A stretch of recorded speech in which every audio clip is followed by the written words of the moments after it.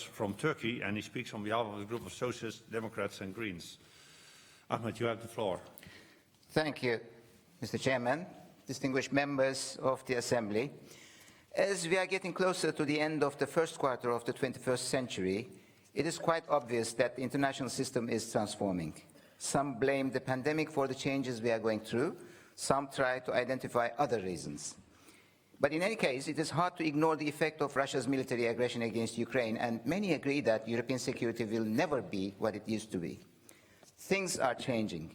The existing European and Euro-Atlantic institutions are adapting themselves to the new conditions. NATO is preparing its new strategic concept, which will be adopted next week in Madrid. The European Union has already introduced its strategic compass a month ago to respond to the requirements for a new common security and defense policy in Europe. Migration is becoming the malaise of this century.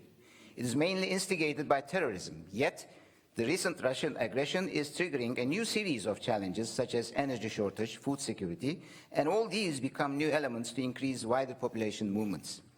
We are now preparing the 4th summit in the history of this organization. It is quite clear that this report that we are reviewing today is a basic prelude to such forthcoming summit. It underlines the fact that security is a wider concept than defense. It reiterates the need that backsliding of democracy in Europe should be urgently addressed.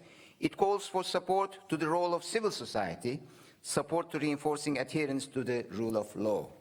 And this organization is all about these values, which are under serious threat of a growing authoritarianism, depreciation of good neighborly relations, loss of trust and confidence among neighbors.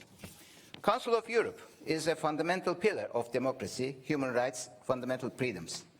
But do we really think that we can reassure the protection of these values for future generations? Are we addressing the root causes of democratic backsliding? Are we mobilizing citizen engagement and creating the conditions for an agile civil society? It is time for this organization to assume the responsibility that it so courageously undertook 72 years ago and to redefine its role in this new international environment.